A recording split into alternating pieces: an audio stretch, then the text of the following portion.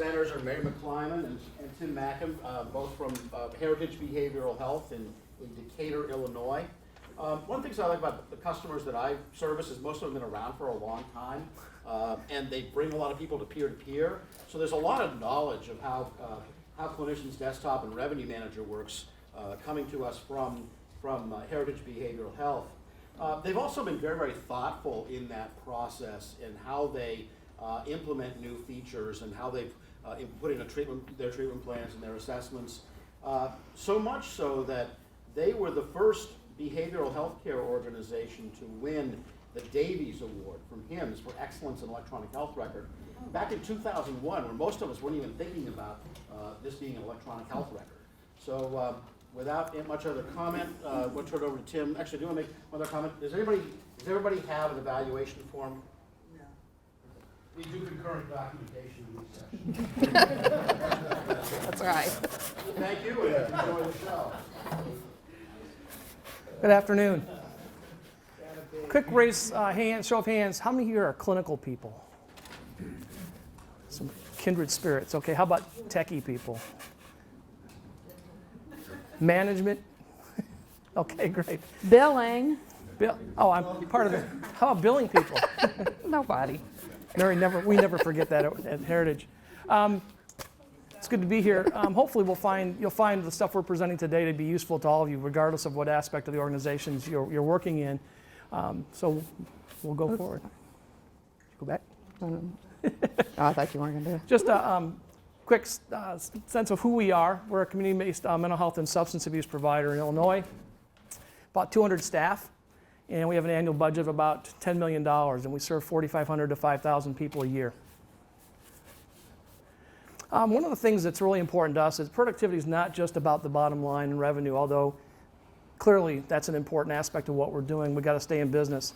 But it's more about effectively and efficiently serving our clients. And I'll talk more about that as we go along. One of the things we believe is that data has a direct impact on clinical outcomes and also helps us to reduce compliance risk. We're going to go over about 5 different reports that we've created that we pull information from CDT that helps us in this respect, help us improve client outcomes, increase staff awareness, and reduce compliance risks. These are the 5 reports we're going to cover. So, Mary. So today we're going to go over productivity, caseload, our census report all of these have kind of been a work in progress for us. So you may have seen the early versions of them in a presentation we've done in the past, but we've definitely improved upon them. Our assessment status report and our treatment plan status report. Some of the things that we consider when we're collecting data, is the data accurate? Do your staff trust the data? That's something that's really important because, I'll give an example, I always use this example, but we live in Decatur, Illinois. You would think your staff would know how to spell Decatur. Not so much. 50 different ways the staff spelled Decatur, Illinois. So if you want to run a report on how many of your clients live in Decatur, Illinois, it's not going to be accurate if you're just running it based on the way it's supposed to be spelled. What is its purpose? Why are we collecting it? Is it just because we decided one day, let's collect this? Not usually. Usually it's our funders, our accrediting bodies, or something as an agency that we find is important. Can it be aggregated? That's a word all of our agencies becoming familiar with because we're always looking at data. We're always looking at, what does it mean? How are we going to use it? So it's always, if we're going to aggregate it, then we're going to collect it in, data fields and things that we can do something with it. So we always consider that first. How is it presented? I wish Steve LaFleur was in here because I worked with Steve one of my early years when I started writing Crystal reports.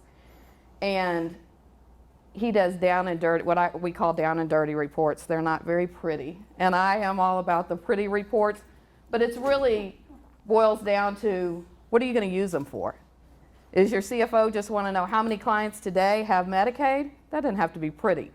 But if it's a productivity report that everybody's going to use and it really is going to be meaningful, then it needs to be something that people are going to like to look at. And it's user-friendly. And does it improve compliance? At Heritage, we're all about compliance. I mean, it's become our culture. It's kind of how we operate. We recently did Tim and I were talking this morning, we had our staff satisfaction survey. And while, you know, we had areas that we weren't doing so well in, one of them being communication. Does anybody else have that problem?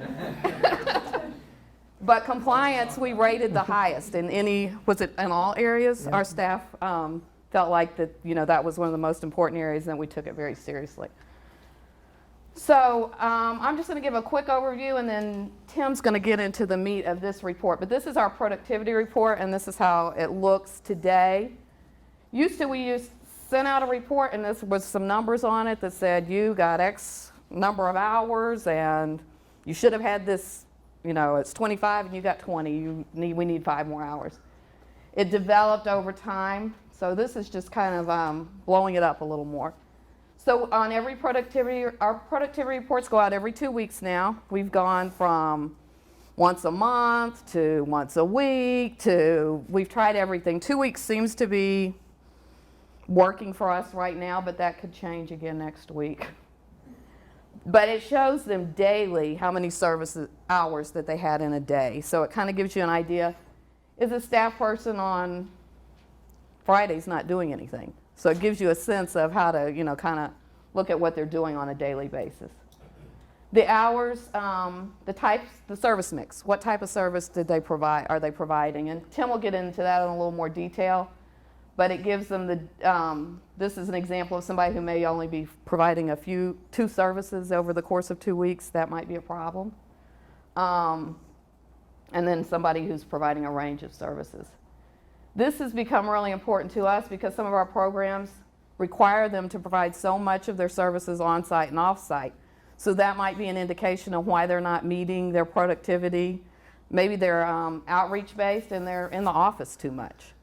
So it'll give you a idea of that. The other thing is tells telephone contacts. If we had a staff person who's not meeting their productivity, but they never, ever have a phone contact, that's unusual that you've never had to make a phone call, so that would stand out as well. So then this is the whole picture, and Tim's going to kind of get into how they use it from a clinical standpoint, how a manager would work with their staff to achieve productivity based on all the data we've collected and then put it into this kind of format. So I kind of think of this productivity report as a storyboard. There's a lot of components that kind of tell you what's going on. Dashboards, I think George this morning mentioning widgets. This is kind of widgets. Each of these components is kind of a widget. And we look at it collectively as a whole to kind of get a picture of what's going on. So if I was a clinician or supervisor or manager, I might first look right away and see that down in the right-hand corner says staff's actual productivity for that 2 weeks. We know that our case managers, our outpatient therapists have the same target of 25 hours in a week. So that number should be at 50 or higher. That's what we're looking at. The way this report runs, if the person hits 50 hours or more, it's going to be green. Green is good. We like to see green. But if it's not, what's the rest of this storyboard telling us as to what's going on with the productivity? So if I go back up to the left-hand corner, I should say this is an example of a good productivity report we want to see. Then the different components that are there. And then here's one that's not so good. You notice that the productivity in the right-hand corner is 37 hours instead of the 50. And then we can look at the daily mix there. You already blew that up, didn't you? So I'm going to try to go backwards. So if I look at the hours by day, so we've got 10 days, 10 work days typically in that 2-week time period. Are there actually 10 days that person worked? If they didn't, that may be why they didn't hit their productivity in that time period. And so we're going to look at some other things as to what's going on there. And then hours provided by activity. Service mix is huge. It may not be as huge for our outpatient therapists. They're predominantly doing therapy. They might occasionally do a treatment plan review or an assessment update, but by and large, it's going to be therapy. And I might only expect to see 1 or 2 different types of service being provided. But if it's a case manager and there's 5 or 6 different things, from medication monitoring to community support to case management to those various things, and I'm only seeing 1 or 2 things that they're using on a consistent basis, it might be explaining why they're not hitting productivity. Or as a supervisor, a clinical supervisor, what's a clinical strategy I can help them start to look at to strategize ways of hitting their productivity? What's the treatment plan have on it? Why aren't you taking advantage of client-centered consultation? It's billable. Why aren't you? This person's on psychotropic medications. How often are they actually looking at that and monitoring that? And then, as Mary mentioned, the pie chart with whether it's an on-site, off-site, anybody familiar with ACT services, there's a real specific fidelity requirement for the percentage of services that have to be provided off-site. In Illinois, it's 75%. Well, anything less than 75% is not good. So from a compliance standpoint, we've got issues with fidelity. We want to look at that. But again, if the person's not hitting productivity and doing most of their services on-site, well, from a case management perspective, it's an outreach-based model we profess and push. Well, that's not going to work. So we have more strategy to develop and help that person achieve that productivity. What else could be happening? So in the middle of the screen, you'll see untagged services. Is that a separate slide? Yeah, I think you do have Yeah, great. This unsigned services, really for our staff, case managers in particular, it's been really challenging to push them to get all their scheduled activities in advance in the scheduler. If you're going to go see clients on a regular basis the same day, the same time, we want them in the scheduler. We also view it as a safety issue. If you're going to see people, we'd like to know where you're at. What if you don't show back up and we can't account for you? It's not something you have to worry about, but it's something we do worry about. But it also could be they don't hit productivity because they never entered anything in the schedule. And so we have no way of knowing. So they can't have it both ways. It's going to show up one way or the other. Either their productivity is low and everything's in there, or it's not in there at all and they're not showing up as meeting their targets. So it's going to show. Another part of this storyboard then is, are they not getting their hours because they're providing a lot of services to clients who don't have a currently active treatment plan or assessment? So the way we set up some triggers in the system, we know if there's an inactive assessment or inactive treatment plan. And it'll show up as a no MHA or no NOTX, a no TX. And if they spend a lot of hours providing services to people who don't have active services, we can't bill for those. It doesn't count in their productivity. Staff block time. So what if staff aren't there all 10 days during that 2-week time period? Well, we want to know. Did they actually put that then in the schedule? Did they put in that block that they're out for a conference? Or did they were out sick? They went to a conference. So we want to know. And were they sick? Did they have personal time? And if they actually put that into the scheduler, it helps us determine that's part of the picture. We know why they probably weren't able to hit their targets. And Mary can talk about this a little bit, but that calculation takes that into account. Do you want to talk about that? Mm-hmm. So this is kind of a formula the leader has to do that. Just to back up a little bit about our productivity report, it is also a supervisory tool. Every time we give that out, the staff, and Tim will go over that a little more in a few minutes, but they sign off on this every 2 weeks, the leader and the staff person, and there's accountability attached to that and everything. So this is an opportunity, if it is not green, so in this case the 58.24 is green, we really don't need to do all the calculations and figure out if there's a reason why she didn't meet it. But if it were in red, we might want to figure out why, if she'd used sick time. And if she or he put in their sick time in there, then I can reduce that during that 2 weeks and say, you know, this is the reason why. We don't allow meetings to be reduced from, typically, unless it's a long training. But if they're in an hour meeting or something, we don't reduce that from their productivity. If it were a long training, then we would, and they would put that in there as well. And it's up to the supervisor to decide what they're going to reduce from what's required during that 2-week period. So then that's where that calculation comes in. So we have a table on our computer that puts in their targets, that we're able to put in their productivity targets, so everybody's productivity targets are in there. That pulls in under the required hours for every 2 weeks. So in this particular case, this staff's required 50 hours every 2 weeks. Their daily target, that's just there for their information. You need to average 5 hours a day in order to meet that requirement. Then their staff actual, that's how many the actual staff hours they got. And then this is also, I've written a formula in the Crystal report that calculates if they're a FTE, they're 80 hours or part-time. Then they just take that, subtract the approved time off, and that gets their adjusted availability. So how much time are they now available to produce? And then 0.625, that happens to be her productivity percentage. It may be different, like our ACT program's a little lower, and that is that percentage is again pulled from our table that has their productivity targets in it. So the only time we do that calculation is if they're under It's a justification. It's only if we need to justify why they didn't meet. Because remember, they're going to sign this and be held accountable to unmet productivity. So if they didn't meet it, we need to know why they didn't meet it. And so that's what that's all about. And then it's either met or unmet. There's not an unsigned services. That's, did you get your documentation done or not? So it's a yes or no.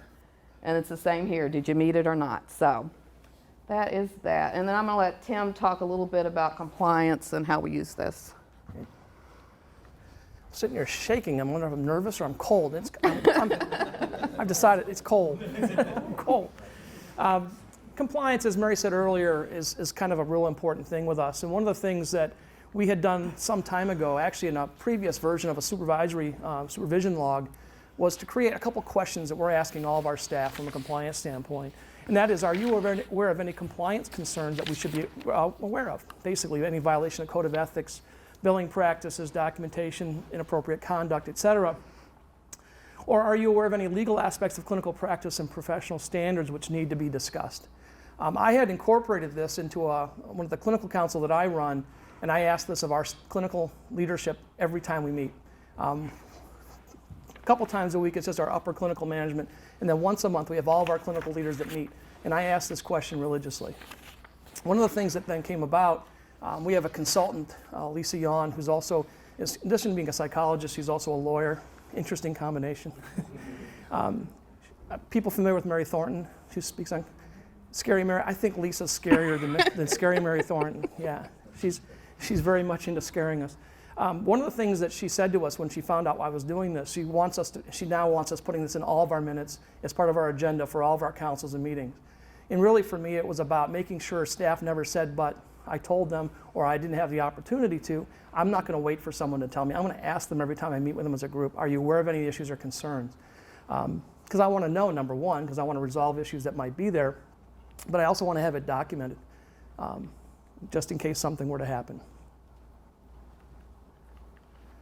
Again, Mary mentioned the accountability piece, and we do, when these reports come out, we do meet with staff on a regular basis for supervision, and there is an accountability piece. So when we do go over with them, we do review it. We want them to then sign off on it. And was there any action that was necessary? Is this like the third or fourth time and we've gone over the productivity report that they've not achieved the expected productivity? And so we have to address that. And what are the actions then we're going to take? Is there any necessary actions? Or coaching, verbal reminders, written reminders? We're kind of big on the discipline without punishment. If you're not familiar with that, it's just a different way of using the language to describe the same thing. It's like productivity. One of the recent things that's happened in discussion with some of our clinical leaders is that the staff are responding negatively. They hear the word productivity and they get this look. And I get it. And they say, well, can we call it something else? Can we talk about client service? Well, we can. It's kind of like putting lipstick on a pig, though. And the bottom line, it comes back to it. It's still we're talking about the same thing. But if we can say it in a way that's more palatable, we'll do that. In the verbal reminders, it's really not any different than a verbal warning, but it sounds nicer. It feels better, I guess, when you receive it. And there's a performance contract. Have we gone over this enough times now that we're really beyond the coaching and reminders and that kind of thing, that we need to have a specific performance contract? And so then the staff and the clinician sign it. And that's that. Mary? Are there any questions about productivity? How we use those reports? So, I mean, I'm not IT, I'm not tech at all, I'm clinical, but these reports, what you were just talking about, can be developed in Echo, is what you're saying, obviously. Because I've never seen anything like those, come out of Right. our Echo. We wrote all the reports in Crystal, and the way we do it right now is we obviously could put them in CDT, but we really are using them as a way to communicate between our division managers and our managers. So we are printing them and having them signed, but they could certainly be ran out of CDT, but we just haven't done that yet. Because we're using that is an official document that we use for disciplinary purposes. So, but it is a report that we wrote, and it started off, like I said, very simple. It was just really nothing to it. I think Scott probably remembers the early days. It was just slowly. We have what we call our process implementation team, which is a team of people throughout our organization that just kind of keep coming in and say, Yes, but this is nice, but could you add this? Could you add that? And it just has kind of developed from there. I took off a section at one point. Was it the on and off site, I think? And Tim said, where to go? Well, I didn't think anybody was looking at that. Well, then he told me why it was supposed to be there. Soon after that, we had an ACT staff person who was new, and we're looking at that information, and he had documented everything he had, all the services he had provided on site. He hadn't provided them on site, he had just documented them wrong. Well, that's a problem. And we caught that. We weren't using, it wasn't a productivity, we were just happened to be reviewing the report. Well, when you have an ACT client and you go past that and you see they're all on site, something's not right. So from a compliance standpoint, that was a nice catch for us that we caught that very early and were able to correct that. Any other questions about productivity? So this is our caseload report. This is what I probably get the most excited about. This is my favorite report. This, again, is kind of, we've just added to it and added to it. And what we did is, this started after we implemented our VHR.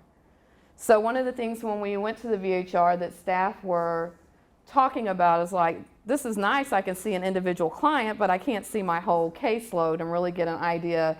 I like the colors, I like to see when I look at this client that green is good. For us, green is always good, red is always bad. Yellow is, you might want to start thinking about doing something. So we kind of took that a step further and did this in our reports. And initially it was more for the managers. So it was really a management tool. So here's what's going on with your staff's clients. They're behind. And then it just kind of grew into something, into this. So I'm going to blow it up a little more so you can see it a little better. So what happens is it tells the staff what program the clients are enrolled to. This is their insurance information. So if it is yellow, this tells them, for us, it's a Medicaid client that has a spin down. So that's important for us to know because it doesn't mean it's going to be paid for. So you might want to either turn in receipts or there's something you need to know about this client. Medicare is green, Medicaid would be green. And then these are our financial status. So is there an active financial? This tells everything that's required for a client that has a date, that's date sensitive, is pulling on their caseload now. And we're using the red, yellow, green to kind of tell them what's going on for all their clients rather than just the one they would see in the VHR. So we have budgets. We require budgets for our rep payee clients, and they have to be done annually, so it's the same thing. Is it active or not active? This one is one of the ones that's most important, the last time they were seen. So from a caseload management standpoint, this is where you're really going to get at, do we need to do something with this client? Are we going to keep them open? Are we going to? So one of the things that we have happen at our agency is staff sometimes think they have too many clients. They can't take anymore. Well, when you run this report and 50% of them are red in the last scene, you have a lot of inactive clients. Yes, you have a large caseload, but you're not seeing half of them. So this tells you that, and it tells you it very clearly. So when we started this, well, with substance abuse, when we started something similar, they were on, how many did they have on their caseloads? Oh gosh. There was a point in history there may be a couple hundred clients on a caseload. For a substance abuse Yeah. staff person. However, they weren't seeing probably 60 of them, 50. at least, yeah. Now, our substance abuse team have gotten so efficient at and they do a very nice job. They don't have any inactive clients on their caseloads. So this is now our case management team, and they're very close to being where there's no inactive clients. There's an occasion where there's just one, for whatever reason, they may have been in your system for years and you're just not going to close them. And you know they kind of fall off, but they're going to resurface in a day, as soon as you close them. So the last scene's very important. The others are, if a client gets injections, it'll tell you when their next injection's going to be, so they can kind of look and see, oh, my client's injection's coming up next week. We have our wellness program, so it would tell them when their next wellness appointment is, when's their next appointment with the doctor, when were they seen last by the psychiatrist, or do they have an appointment scheduled with the psychiatrist? So it'll tell them that as well. Their treatment plan, is it expired? Is it going to expire? Is it active? So all of those things are on there. So here's the red. So in this case, this client hasn't been seen in 88 days. So that's going to tell the staff person, hopefully the staff person already knows that this is a problem. But if not, now the manager knows that we need to address this, what's going on. And then this next one has an expired financial. So we're required to update our financials every 6 months. So that's a compliance issue if we're not getting that done. So that needs to be done. And then any questions about our caseload report and how we use that? So on the VHR, a staff member can come in and pull that and see every person on his caseload or her caseload, and a manager can do that as well in the VHR view. They could put the report in there, obviously. We don't use it that way. But yeah, they could. It's just a report. It's a crystal report. So, okay, so it's a It's just it's a report that's got a bunch of sub-reports in it. It's a pretty complicated. There's a lot in there, but I will tell you it does help to manage caseloads. Yes, as far as the numbers and getting people inactive clients closed, but I think the compliance piece of it is as important as the caseload management, because they get the whole picture of what's going on with their caseload. You've got 15 clients out of your 50 that have expired assessments. What's going on? So it's a little harder to see that when you're just looking at one client at a time. So this is, from a management standpoint, I think this report is just very helpful for managers. So you may have said this, but the previous report you produce and push out, this one is on demand and clinicians send? We give these to the managers and then they go over it with their supervisors. So we do print them, but certainly that's us. You know, I think people will have a stroke because you're still printing papers. We don't print that many papers like we use. I mean, we have most of our stuff. This really is a management tool and a way to help them manage their caseloads. And it's hard to do that when you're looking at it and flipping through. You know, they kind of sit down and write on the piece of paper and use it that way. So how often are you producing these? kind of depends on the program. The substance abuse, they don't get a printed copy. They do look at it. They have, in our substance abuse team, they have a meeting once a week on Friday, and they look at their caseloads on the overhead, and they go through every one of them. Case management gets theirs every 2 weeks when they get productivity. And the same with our outpatient program. They get theirs every 2 weeks. Do you have a problem pulling from the last scene, right, when there are multiple programs? So for us, if I go in clinicians and I pull the case tracker report and they get day treatment plus counseling plus psychiatry, it's going to skew for me when the data is the last scene, and it's hard unless you track every clinician that you ever Exactly. had that might have seen that person. That was a little bit of a challenge. This particular report is our case management report. So I have one for case management, one for outpatient, and I'm more interested in, have they been seen in your program here?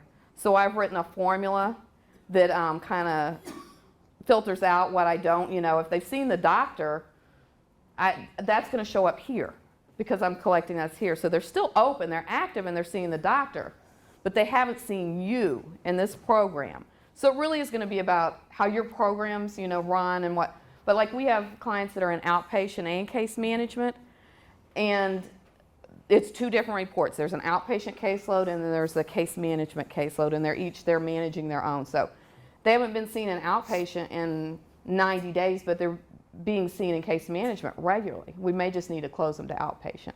So the formula is written based on the program that it's the department really for us. Any other questions about this? The only thing I'll add is when I look at a client that hasn't been seen in 88 days, or if it's 35 days or 40 days, as a clinical supervisor, part of that decision support for the leaders in looking at it as a storyboard, I'm also going to ask that clinician then, or the case manager, is there documentation supporting your efforts to communicate with them? Well, I've been trying to see them, but they're not answering the phone, or I stopped by their house and they weren't there. Is it documented? Because you can tell me all day long you've been, but unless it's documented, it didn't happen. Residential status. This report has a history that started off based on a compliance issue. We had done a review and found out that we had a client in our residential rehab program that had been in there for 2 weeks. And it was discovered after we'd already submitted billing to the state that that person didn't have an active valid treatment plan for that entire 2-week period of time. So that resulted in us having to actually pay back, tell the state that we owed them money for that 2 weeks of service. And we thought, this is crazy. We have a 16-bed residential rehab program. Why aren't we looking at this on a regular basis? Because they have a daily staffing, ASAM staffing every day. We should be looking at our rehab census on a daily basis as part of that staffing. So this census report grew from that. So we looked every single day, and we have a column in there. Mary will break it down into the specifics. Do they have an active treatment plan at the time they're in that program? And I'll tell you, we went from that situation happening to where since that time period, we've had 0 paybacks of any relationship to inactive treatment plans for our clients in residential. So this census report kind of grew. So, well, if it worked for that, maybe we should be looking at how we can utilize it for other programs as well. So the history kind of evolved from there. Mary, do you want to talk about details? Yeah. This is another one of Mary's favorite reports. I'm all about the pretty reports, in case you haven't noticed, and I kind of like purple and yellow. I don't like red so much. So like Tim said, it kind of, it started out real simple too, like the other reports. It started out because we had a staff person who didn't get treatment plans done before she went on vacation, and nobody knew it. So Tim wanted to know, how are we going to make sure this doesn't happen again? And that's how the report started. And over time, it's just kind of grown, and we've added, it's been another one of those yes, but reports. Yes, but can we look at this too? Yes, but can we add this? So and it's just grown to this. There's no more room on it this way. So I don't know what I'm going to do if they ask for something else on there. So this is our residential program. We have now a daily, what we call our daily wrap-up at 4:30 every day. We have a quick meeting with the directors of our, almost all of our programs in the building. We come together and we look at the things that are most important in our organization that may have happened that day. Our residential programs are real important. Were there any admissions? Was there anything significant that may have happened through that process? Funding stuff, are they going to get paid for? That's a real big one right now. Crisis stuff, we discuss any crises that might have happened during the day. So all that happens at the end of the day, and this is when we look at this report. So we pull this report up. It tells if there were any admissions, how many are in that. So this is our crisis residential. We had 9 in crisis this day. There were, it tells when they were admitted, how long they've been there, the length of stay. The treatment plans don't pull here, and we can explain that in a little more detail, but it's not relevant for this. And assessments, that's all collected somewhere else. That is important for our substance abuse residential program. We have to have all that. But this is where it gets into the funding kind of stuff.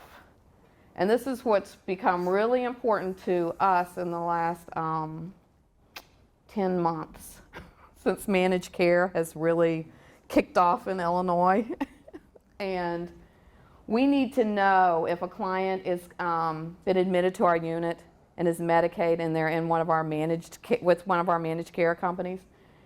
Did we get an authorization? So we have that conversation every day, and this pulls up for everyone who was admitted, and it stands out. That's the yellow one. That's the one that's going to jump out at you when you look at this report and let us know. And the question is, every time we see a yellow, we ask the question, did we get an authorization? And then what is the status on that authorization? So we know as a team what's going on with that client. And it's become really important because we went from, in Illinois, our clients were in our residential program 28 to 31 days. One of our managed care companies now is only approving 13-ish days for detox and rehab combined. So that's real important to know when they come in, because most of our clients will be in one of the managed care companies, and that's going to be a real problem. So we need to know that up front. Not sure how we're going to handle it, but well, at least we know. The other thing is that you see where it says Medicaid app? We help our clients complete Medicaid applications if they come to us and don't have Medicaid. So we still have contract dollars to pay for some of our substance abuse residential, but we suspect that'll eventually be totally gone. So we're being very proactive with all of our clients, and anytime a client comes in, so you can see this one came in with contract, they don't have Medicaid, we fill out a Medicaid application with them, and we track that in our computer, in our record that says we completed a Medicaid application, so we know that that was done, and we can follow up on that. The other tells what county they live in, and that's important to us because we've got some 708 funding, and if they live in our county, we can get that paid for. So we can, it's again that storyboard like Tim talked about earlier, we can have that conversation. So if Tanya brings a client, admits a client, we find they don't have Medicaid, or and they're over income for our contract, then what other options are there? So we can have that conversation, and all the information we need is on this report. So any questions about the census report? You want to talk about this one, or you? You can talk about it. Yeah, go ahead. Okay. Trying to see it. This is our assessment status report. This is just access has become real important. You know, how quickly can our clients get in for services, treatment? I always say that assessment for a lot of our clients is that necessary evil. They don't come in for an assessment, they come in for treatment. And how quickly can we get them into treatment is very important. But we can't do that until the assessment's done. I call it done. It's signed off on by all the people that it needs to be signed off on. Well, you would think that that seems simple and that we shouldn't have a problem with that. But sometimes we do have a little problem with that.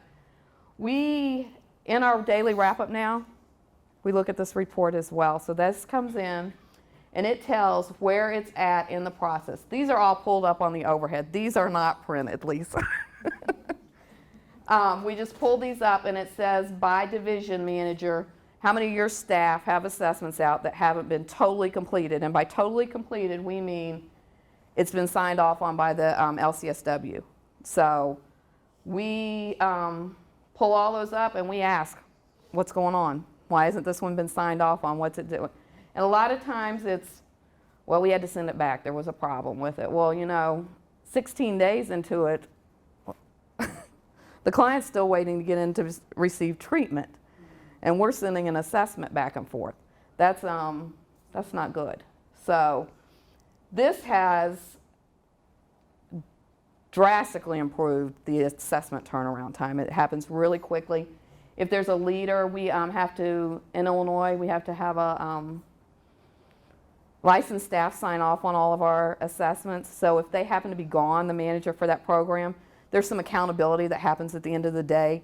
So Tanya can sign off on them, so Tanya will sign off for somebody that we need to get it done today, but somebody else is seeing it, and it's not just kind of sitting there because this leader's not here.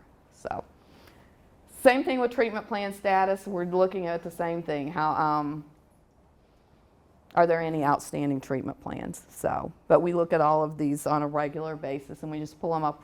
The accountability's there. The nice thing about our 4:30 meeting is that it literally is, it's half hour. We blow through it. Sounds like a lot of stuff we're doing every day, but it's manageable now. We don't have the problems we did when we started this process. You don't want to have lengthy reports that are pages and pages long because we're looking at the data different now. And we're managing the data through Crystal reports and CDT. And it just doesn't take us long to get through. Now, we spend more time in there just talking and won't leave than we do reviewing information. I mean, we get the data done. It's more accurate than it's ever been. We don't have the compliance issues that we did in the past. So it's all about the reports. I think the reports really make a difference in the way we do business.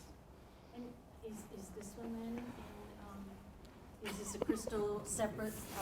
Yeah, it's another one we wrote. Okay. I love to write reports. So, yeah, pretty reports. So Go ahead, Tim. Interrupt for a second to make a point of emphasis. The data all comes from things that you're entering in clinician's desktop and revenue manager. The way they deploy Thanks. Crystal reports, they want to distribute it to an audience that's wider than those people who are using that system.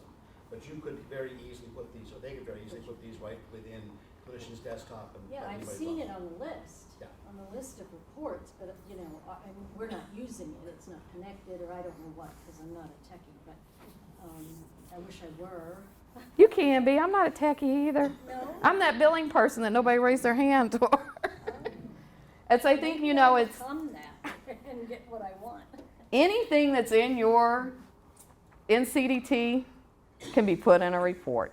And we've taken that, we've got lots and lots of reports that we need to get rid of, a lot of reports, but I do have one question, because when you said it before, back several reports, it just dawned on me, I was still thinking that was in VHR, not a Crystal report. But on your caseload, when you talked about you had because we had Medicaid spin down in Oklahoma. Mhm. So you said you had your Medicaid spin down, so you're pulling that from where in Crystal? we, in our pay sources, we have in one of the fields, we flag that as a Medicaid spin down client. I think it's in the group number we use that for because it's not reported to Medicaid. So we just type in their spin down. And then we pull that on, we just pull that field into the report because it's pulling from pay Okay, sources. so it's just giving you the amount that you have to spend, not a day by day, okay? No, the running total, no. That'd be nice. If you get that to work, we'll take that. We are working on that. We have a static number too. Yeah. We can spend down, but we're working on Right. every day knowing what it's gonna be, so we'll let you know. Yeah, that'd be great. Go ahead, Tim. I was just going to add, I didn't want to leave Mary out when I was asking everybody here what aspect and part of your organization you work for. I kind of personally think all staff at our organization are clinical staff. Some are more open about that than others, but all of our staff are clinical. Whether it's clients coming up to the support staff at the reception desk, those staff have an impact clinically on how those clients are going to be doing. So really all of our staff are clinicals. I didn't leave you out, Mary. I just one of those stars. So what's the result of all this? Obviously we use the reports, we do a lot of reports, and I think the reports get refined over time, and I think one of the things, and I think this has been some hesitancy to put a bunch of them in CDT, is they do evolve and change. We've got a whole bunch of reports we've created that we don't use anymore. So this is kind of where we've kind of evolved to. But what results are the most important? Obviously improved outcomes, whether it's compliance outcomes, whether it's caseload management, being able to use it from a supervisory standpoint that results in better client care. So that's really important to us. Mary mentioned this before, but it's really so true, is the data accurate. And when you're able to aggregate data, everything we look at now, anytime we do any kind of screen design, that kind of thing, we want data fields. We don't want narrative. As much as possible, can we capture this data into some kind of report so we can actually use it? Caseloads are more manageable. Part of this is we do open access. One of the things I know the Lloyds keep talking about is caseload management, but it's really important to us. Even at the end of the day in our wrap-up session, we're looking at how many people came in through open access. How many came in, how many actually got assessed, were those assessments completed, and how quickly are they getting done? So that's really important to us. It has productivity increased, and our productivity has definitely increased. Is it where we need it to be consistently across all clinical staff? No. I think that's the conundrum we all have. How do we get everyone to be where they need to be with that? And then the turnaround of assessments and treatment plans. This accountability thing Mary talked about, when we're at the end of the day and we're doing our wrap-up session, we've got our division managers there and they see that they've got these outstanding things. They don't like to see their names up there. They really don't want to see that they've got staff with outstanding documentation. So it really has made a significant change in their performance, which certainly gets passed down to their staff and they get things turned around. And our residential requirements being met. Again, these are vulnerable areas. When we look at high-risk areas, residential rehab is high on a risk area, as is crisis and our detox. Because the cost per day, the per diems on those programs is higher, auditors tend to like to focus on those when they come and do our post-payment reviews. I think for the last 10 years, our post-payment review and our substance abuse, the guy that comes and does that, he never pulls one chart out of all the charts he pulls that was not in residential rehab, because he knows he can get more bang for his buck, because if one's messed up, it's a significant payback. And has this affected our reimbursements? And our reimbursements are increasing. And with managed care, this is a game changer for us. Right now we're struggling to have them give us their criteria for certain things. We've been using ASAM criteria forever. States mandated that, and all of a sudden now we've got a managed care company say, we've got our own proprietary patient placement criteria. Well, can we have it? No, it's proprietary. We're not going to let you know what that information is. So we're kind of shooting in the dark. It's kind of interesting. And staff funder knowledge has increased. You know, all of our staff, if I think about historically, I've been at Heritage now for 19 years. 30 years in this business, I would have been on George's old slide, I think. Clinicians have evolved to that, you know, unless you have a history working in private practice, you didn't care about the funding sources. Our clinicians had this mission. You go out and do good. It's an altruistic thing. You're out there to do these services and help people do well. It matters now. It matters every time they see somebody. Do they know what that person's insurance is? Is it Medicaid, Medicare? If they're Medicare and you're not an LCSW, that person can't be working with you. They need to know that. So all these things from a compliance and production and management standpoint have really come to make a difference for us. Questions? Additional questions? Yeah, Joe. Tim, one thing that's interesting to me is the turnaround assessment and treatment plan. And, you know, you manage something, things change. I'm sure the reports has had an impact, but I'm also curious, because I know you guys have been very active on working assessment process and screen design and workflow that way. Speak at all as to whether you think it's the report or it's the elegance of how you put that process. Yeah, Now, if I was changing recently or anything like that. I think that's evolving. I mean, our process implementation team, I think one of the bugs I keep mentioning, I want to change the, I'm all for now, let's redo the assessment, I want to redo it. Because every time we've evolved these things, we learn more about the software, we learn more about what the system can do. It's just data fields. You know, I want to get to the point where we do very little writing of anything. I want our clinicians to have built-in decision support in that assessment, where they're checking off the signs that are present, the reported symptoms by a client, base that with locus scores and DLA scores and all the things they've got, that it's formulating for you as a clinician decision support. Based on all the information that's been collected, you should consider the following. So it can do an awful lot of things for us. The potential there is really exciting to me. But no matter how much of all that we do, it still comes down to the reports, and there's still that human component, that accountability piece has to be there. So I think it's both. I don't know if I answered your question or not. Other questions? All right, thank you very much.